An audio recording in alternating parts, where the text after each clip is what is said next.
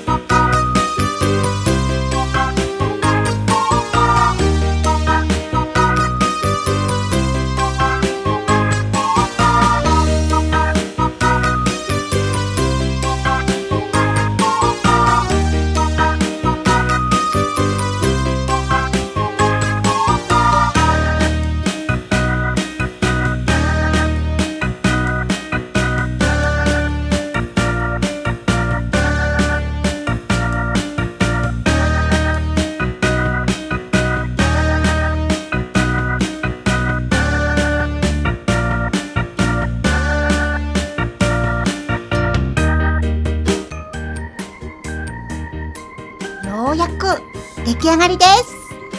最後までご視聴いただきありがとうございました。チャンネルが良かったらいいね、チャンネル登録よろしくお願いします。